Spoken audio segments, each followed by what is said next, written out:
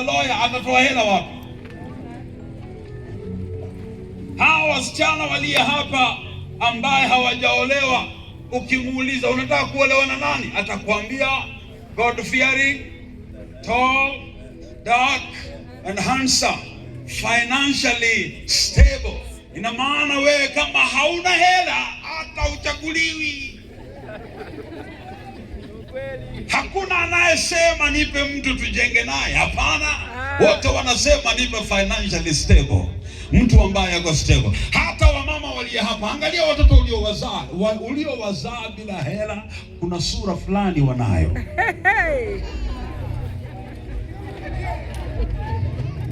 Kuna sura fulani unayo.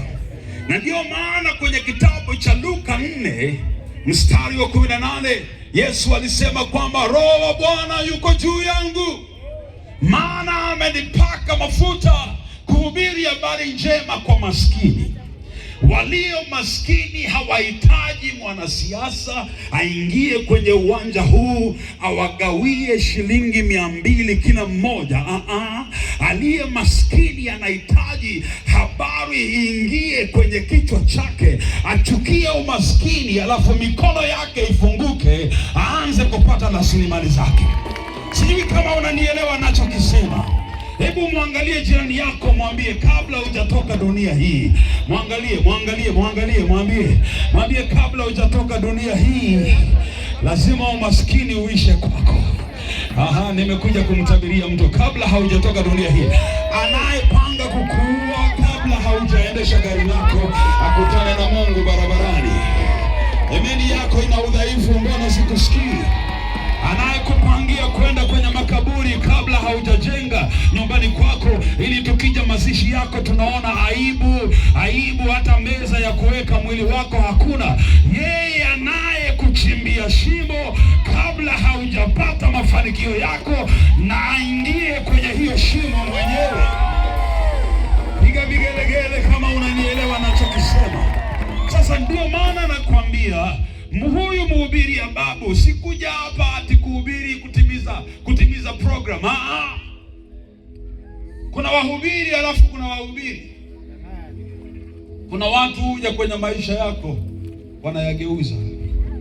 Kuna mtu unaenda kutana naye, kuna mtu unaweza kutana naye akakuhubiria tu mahubiri mazuri ukasema ni mhubiri mzuri, lakini kuna mtu unaweza kutana naye ukawa umekutana na kona itakaobadilisha maisha yako. Na ninahisi katika maisha yangu kuna kitu kinakwenda kufanyika kwako. Nataka upatie watu wa 7 high five, waambie kuna kitu kinakwenda kufanyika kwako. Kitu fulani kinakwenda kufanyika kwako.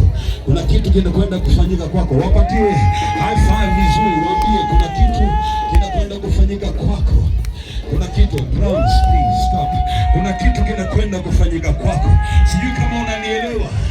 Leo hii kabla sijaingia ndege kurudi kesho Nairobi, nimekuja kufungua anga ya jamii yako. Nimekuja kuzungumza na anga ya nyumba yako, ya kwamba watoto wako watoke huku vijijini waingie kule mtaani. Bwana wafungulie njia za kazi, wajenge na manyumba zao, pia wawe pia na malandlord kule mjini, wakutoe hapa kijijini pia na wewe utembee mjini, wakuvute hiyo moshi iliyojaa kwenye uso wako. Na napenda nikwambie baraka ya kwanza inaokwenda kushuka hapa Isibania, watu watatafuta kugundua ni nini kilifanyika kwenye mji huu. Na kuna nabii alitembea akazungumza kuhusu anga inayobadilisha vitu ambavyo vinafanyika kwenye maisha yako. Nataka uelewe hivi, hakuna jinsi umaskini unaelezea utakatifu. In fact, ukiwa maskini inakuwa ni vigumu sana hata kumpendeza Mungu. Ndio maana Biblia inasema Roho wa Bwana yuko juu yangu, maana amenipaka mafuta ili niwaeleze habari njema walio maskini. Nazungumza na wamama 50 hapa. Kwako nyumbani kuna kwenda kutembelewa na malaika anayefungua malango ya mataifa, ili ulichokizaa, ulichokitoa kwenye tumbo yako kipate nafasi pia ya kupaa na ndege kiingie kwenye taifa lingine. Inawezekana wewe haukusoma, lakini uliowazaa. Sijui naongea na nani hapa. Kama ninaongea na wewe, nyosha kama unaongea na mimi, nataka nikuambie kitu. Wakati wako wa mbegu yako kupanuka na kwenda juu ukiwadia, hakuna mtu anayeweza kuzuia. Nataka nikuambie, hata wakikuzuia leo hawawezi kukuzuia kesho. Baraka za Bwana ni kama mimba ya mwanamke. Mwanamke akiwa na mimba, wakati wake wa kuzaa ukishafika, hata useme na kemea mtoto asitoke, atatoka tu. Na nataka nikuambie, mwaka wa 2026 uko siku kadhaa tu zimebaki, siku 6 kutoka sasa. Unakwenda kukizaa kitu kutoka kwa jamii yako ambacho hakiwezi kusimamishwa na mtu yoyote. Na kama wewe ni mmoja wapo ya hao watu, nataka upige vigelegele kama unaamini. Kama unaamini, mwangalie jirani yako, mwambie jirani, Roho wa Bwana yuko juu yako. Sasa nataka nikwambie baraka 5 ambazo zinakwenda kushuka kwenye maisha yako baada ya mkutano huu. Baraka ya kwanza ambao nimekuzungumzia kuhusu ni baraka ya ufanisi wa fedha. Hakuna mtu asiyependa kupata baraka ya fedha. Ninatabiria mama ambaye umekuwa mke nyumbani, unangojea mzee atoke kwenye mjengo akuletee pesa ya kununua sukuma. Si Mungu akupatie idea. Si Mungu akupe mbinu moja, we mama unayenitazama. Si Mungu akupatie idea moja na baada ya miezi miwili uwe na milioni 3 kwenye meza yako. Usiniambie haiwezekani. Inawezekana. Lazima kwanza akili yako ipanuke, uondoke kwenye roho za kulimitiwa, uanze kuamini kwamba inawezekana. Hebu angalia jirani yako, mwambie jirani, unavyoniona hivi, mwangalie, mwambie jirani, unavyoniona hivi, ninaweza kukuandika kazi. Angalia mwingine, mwambie jirani, unavyoniona hivi, unaweza kuishi nyumbani kwangu.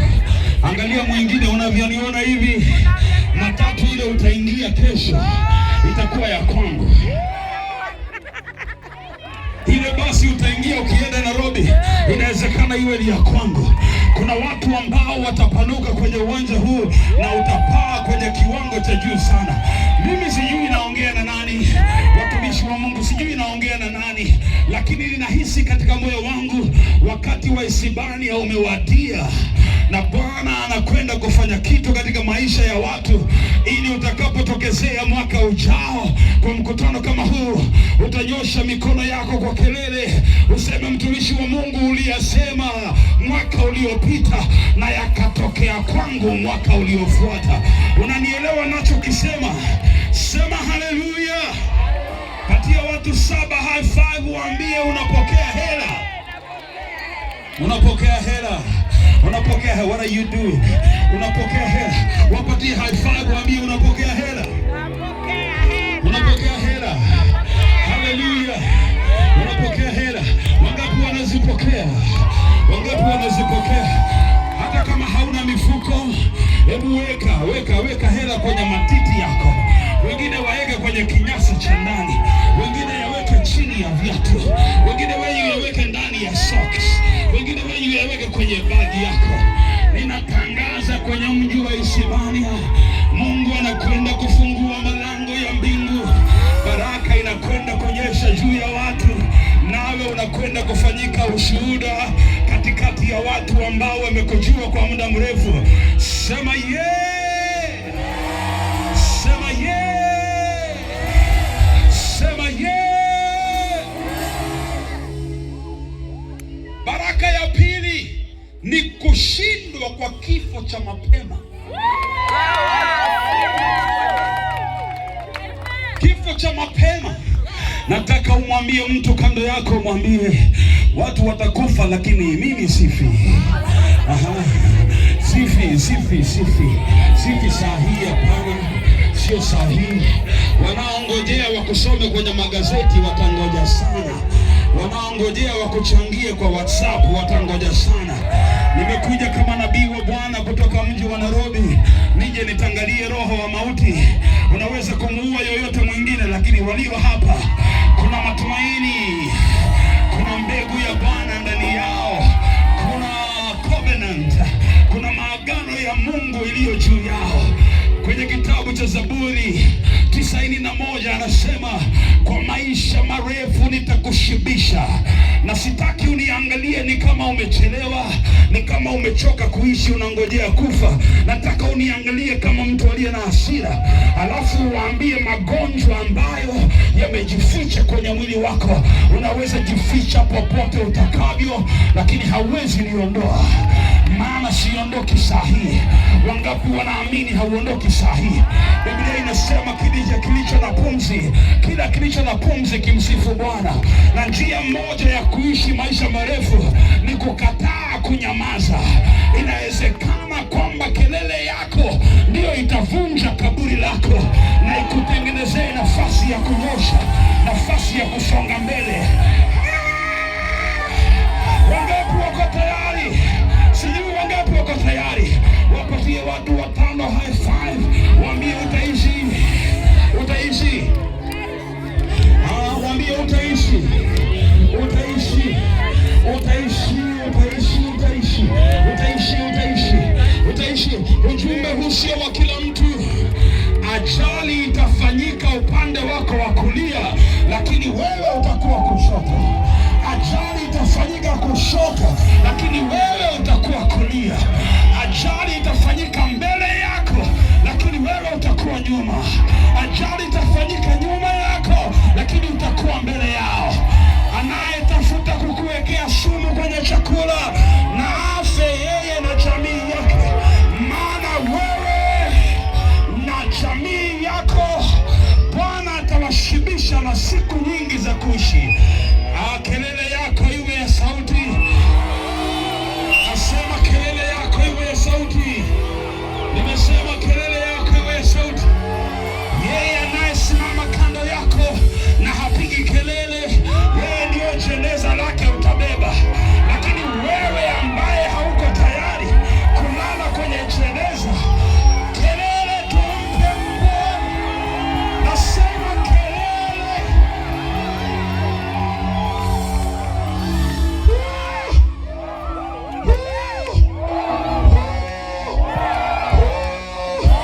Patia watu 10 high five, waambie utaishi, utaishi, utaishi, utaishi.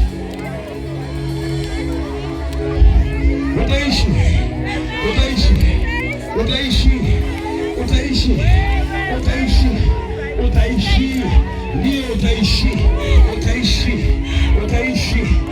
Hata kama bwana yako ni malaya, ameleta ukimwi kwa nyumba yako, ukimwi hautakuua. Sijui kama kuna mtu anahubiria hapa. Wewe haukutembea nje, lakini umeolewa na mtu alitembea nje akaleta ugonjwa kwa nyumba. Mungu aweke mpaka. Shanda la makapala bakaya. Mungu aweke mpaka katikati ya mume wako ama mke wako na ugonjwa aliyouleta kwenye boma. Kwa sasa nakutabiria ya kwamba damu yako ni safi kama mtoto aliyezaliwa jana. Kama unaweza kupiga vigelegele, maneno haya yanakwenda kutimia kwako, yanakwenda kufanyika kwa nafasi. Sema yes.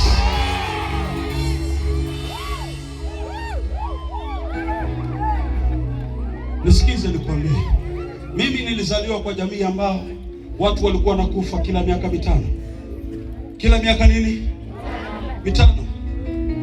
Nyumba ya baba yangu alikuwa na watoto 16. Watoto 10 na nini?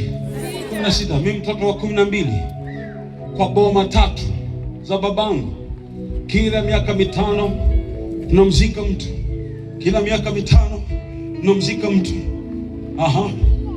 Tukamzika ndugu yangu ambaye alikuwa amebaki wa pekee. Ikawa mimi ndio kijana wa pekee amebaki. Sasa mwaka huu ambao unaisha, huu wa 2025, imetimia miaka mitano. Mchanga unatafuta mwingine wa kumeza, na aliyebaki ni huyu anayekuhubiria hapa. Nikamaliza kuhubiri mkutano wa kongamano hapa kwenye headquarters ya PAG. Nilipomaliza kuhubiri nikaingia ndege kurudi Nairobi. Nimekaa kwenye gari ninaendesha, nikapoteza ufahamu. Kumbe roho wa kifo amekujia, nikapoteza ufahamu. Ninaendesha gari na gari langu ni kubwa, naliendesha na nimepoteza ufahamu. sijui naenda wapi. Nikajipata katikati ya makware hivi, sielewi niko wapi, ni kama nimechanganyikiwa, ni kama nimeenda wazimu. Sasa nikakumbuka watu wa baiskeli hawa wanaoendesha baiskeli ama pikipiki lazima wanafahamu njia za kwenda kwenye lami. Nikamwona mmoja ambeba gunia, nikamuuliza, hey, unaweza kunisaidia? Nimepotea, nisaidie nifike kwenye lami, alafu nikifika kwenye lami nitaweza kujua jinsi ya kwenda. Akaniambia, ngoja nipatie mbwa chakula alafu unifuate. Nikamwambia sawa. Akaenda akapatia mbwa chakula, alipomaliza akaja akaniambia, sasa nifuate. Nikamfuata nikajipata, kumbe nilikuwa sehemu inaitwa Lukenya. Nimeingia ndani kwa kware. Kuna kware pale ambao ina futi 4,000 chini na ina maji, kumaanisha kwamba kama ningeingia na gari langu kule ndani singepatikana.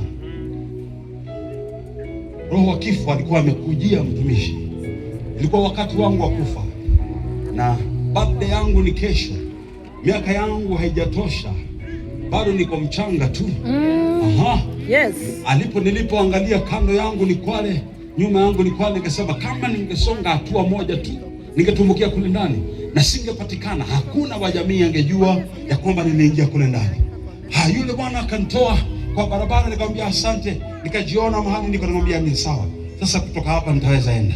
Nikaendesha gari kufika kwenye roundabout karibu na sehemu ambao nayoishi Acacia.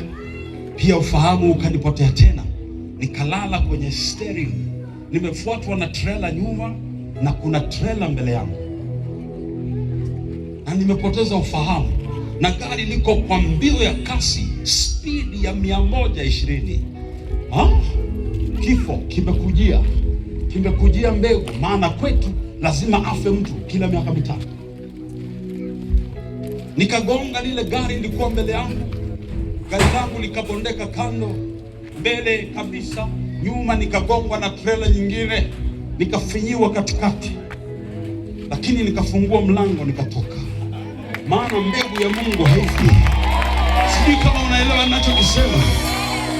Unaelewa ninachokisema, lakini mara yangu ya kwanza kuhubiri kwa crusade na Kiswahili, unaelewa ninachokisema. Nimefinyiwa hapo katikati, nilikuwa niondoke tu, nifinywe niwe kama mkate wa slice, kisha niondoke nizikwe. Ningekuwa mchangani sasa, wangeandika kwamba alifikisha mwaka 2025 na hakuishi tena. Nikashuka kwenye gari, nikapiga magoti hapo kwa barabara, nikasema, hey shetani, kuna mmoja ambaye hauwezi muua. Niko na mwaliko kwenda Hispania, na watu wa Hispania hawawezi kumsikiza mfu. Hivyo inanibidi niishi mpaka nitakapoonekana kule Hispania. Anisikize nikwambie, nitaondoka hapa na ndege kesho na nitafika Nairobi. Shetani apende asipende, nitachukuliwa na gari hapa na nitafika nyumbani. Shetani apende asipende, nitarudi tena mwaka ujao kwenye uwanja huu. Macho yangu na macho yako yataonana. Hakuna mtu katikati yenu atakaye kufa kabla hatujaonana tena. Sijui naongea na nani, lakini nahisi upako kwenye uwanja huu utakaozungumza na wanaotengeneza jeneza. Waambie, bomoa jeneza langu, maana sifi saa hii. Tengeneza meza na wardrobe, maana niko tayari kuongeza nguo kwenye wardrobe yangu. Tengeneza meza, maana niko tayari kuwaleta wageni kutoka nchi za mbali. Sema yes. Roho ya kifo ninakuzungumzia hapa Hispania kwa uwezo wa jina la Bwana Yesu Kristo, ya kwamba hakuna mtu aliye kwenye uwanja huu ambaye atakufa kifo cha mapema. Ruka kwa miguu yako, sema ni mimi nitaishi, ni mimi ndio nitaishi, ni mimi ndio nitashindana na magonjwa, na nikishayashinda nitaishi. Sema haleluya. Wewe utashindana na magonjwa ya kisukari na utaishi. Utashindana na ugonjwa wa kansa na utaishi. Utashindana na ugonjwa wa pneumonia na utaishi. Utashindana na ugonjwa wa arthritis na utaishi. Utashindana na ugonjwa wa damu na utaishi. Haijalishi shetani atatuma nini kwenye mwili wako, lakini lakini hadi miaka hiyo 120 utakuwa unatembea na mgogoji hivi. Wakikuuliza na wewe mbona umeishi muda mrefu, utawaambia mwaka wa 2025 alikuja nabii Sibania akasema kifo cha mapema hakiruhusiwi. Kama unanielewa ninachokisema, piga vigelegele na shangwe mbali.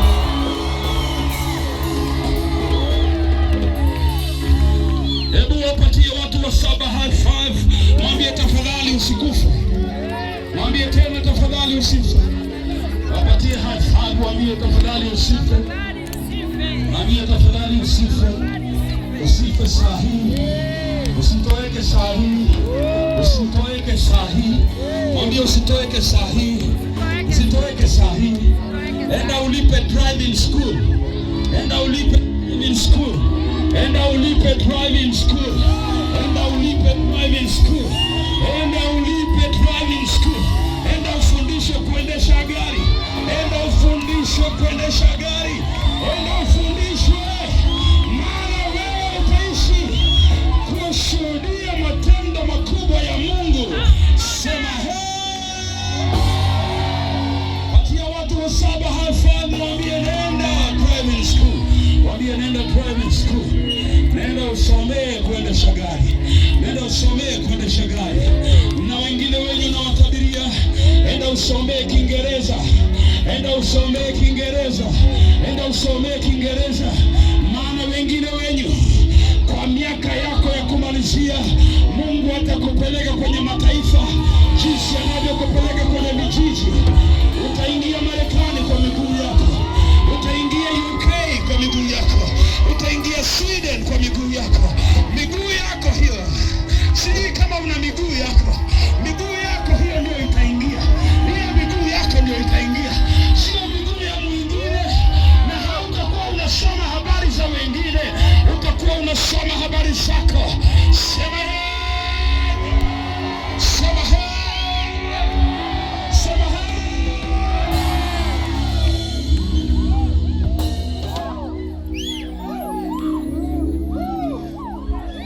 Hebu nikwambie kitu. Haisaidii kujenga nyumba. Ukimaliza kujenga unakufa, wengine wanaishi. Haya. Haisaidii kuoa mwanamke mchanga, amerembeka, umemuosha, amekapoa, alafu after kumaliza ati anarudi soko, ati wewe umelala hivi.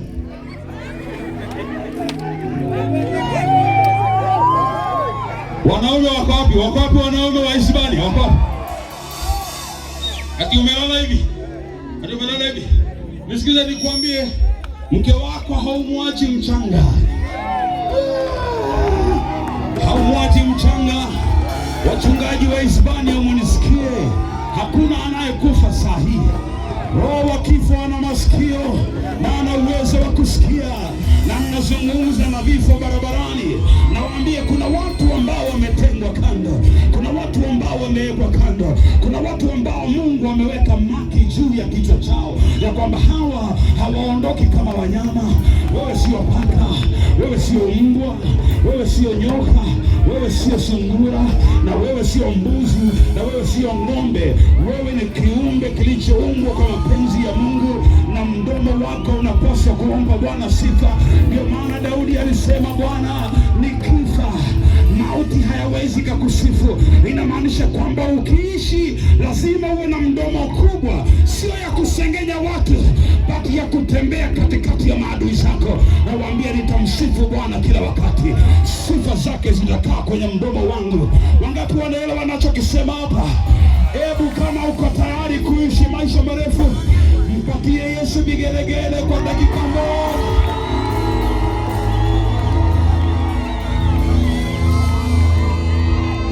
Dakika moja haijaisha.